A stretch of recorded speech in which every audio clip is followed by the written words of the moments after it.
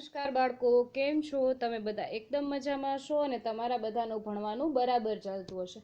આજનું તમારું સંસ્કૃત પેપર પણ સારું ગયું હશે અને આશા રાખું છું કે બધા બાળકોને સારા માર્ક્સ પણ આવે। તો આજે ધોરણ 6 વિષય છે આપણો હિન્દી। પુનરાવર્તનના લેક્ચરમાં ટીચર ખુશાલી જોશી તમારું સ્વાગત કરું છું। તો હવે આજે આપણે જોશું આજનું આપણું હિન્દીનું પુનરાવર્તન। તો ચાલો બાળકો જોઈએ આપણું આજનું પુનરાવર્તન। गोलू को हमेशा क्या याद रहेगा? तो जवाब में आवशे गोलू को वह धक्का हमेशा याद रहेगा जो पटाखों से बचाने के लिए रेशमा ने दिया था। बाळको आज मने ख्याल नहीं आवतो पण केम मारी जे स्क्रीन छे एनी मेडे रोटेट थाय छे। जो के मैं रोटेट स्टार्ट राख्युं छे पण इट्स ओके, विडियो जराय ओलो देखाय तो तमे मने कही देजो। गोलू को यह धक्का हमेशा याद रहेगा जो उसे पटाखे से बचाने के लिए रेशमा ने दिया था। ब्लर छे तो इट्स ओके, पण जो तमने विडियो फरी जातो होय तमारा कैमरा में तो मने कहेजो तमारा फोन में। रेशमा अपना जीवन किस तरह जी रही थी? रेशमा जिंदादिली और परिश्रम से अपना जीवन जी रही थी। रेशमा जिंदादिली और परिश्रम से अपना जीवन जी रही थी। रेशमा रोज सुबह अपने काम में कैसे जुट जाती थी? रेशमा रोज सुबह नए इरादे के साथ अपने काम में जुट जाती है। रेशमा रोज सुबह अपने काम में कैसे जुट जाती है? रेशमा रोज सुबह नए इरादों के साथ अपने काम में जुट जाती है। माँ ने रेशमा को बाजार क्यों भेजा? माँ ने रेशमा को लड्डू बनाने के लिए कुछ जरूरी सामान लाने थे, इसलिए बाजार भेजा। अथवा माँ ने रेशमा को लड्डू बनाने के लिए कुछ जरूरी सामान लेने के लिए बाजार भेजा। रेशमा ने गोलू को धक्का क्यों मारा? रेशमा ने गोलू को जलते हुए पटाखे से बचाने के लिए धक्का मारा। रेशमा ने गोलू को धक्का क्यों मारा? रेशमा ने गोलू को जलते हुए पटाखे से बचाने के लिए धक्का मारा। रेशमा ने अपनी माँ के काम में किस तरह मदद की? पॉइंट साथे आपणे पाका करता जशुं। अलमारी से बर्तन और डिब्बे उतारकर साफ किए गए थे। रेशमा ने डिब्बों पर लेबल लगाए। बीजू वाक्य थाशे, फिर वह एक एक बर्तन और डिब्बा माँ को देती गई और माँ उन्हें व्यवस्थित ढंग से रखती गई। इस तरह पहिएदार कुर्सी पर बैठे बैठे रेशमा ने माँ की मदद की।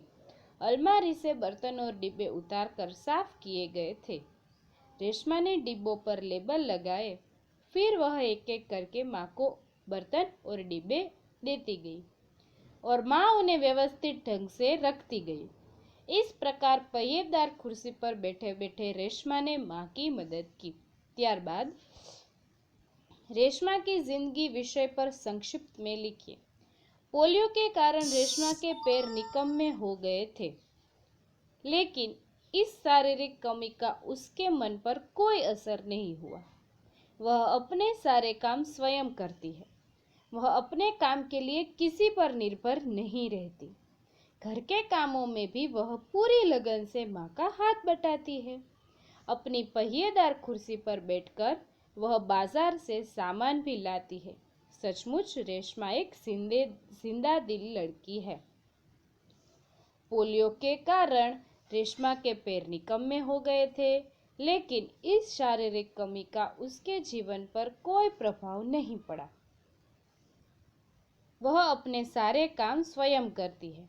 वह अपने काम के लिए किसी पर निर्भर नहीं रहती। घर के काम में भी वह पूरी लगन से माँ का हाथ बटाती है। अपनी पहिएदार कुर्सी पर बैठकर वह बाजार से सामान भी लाती है।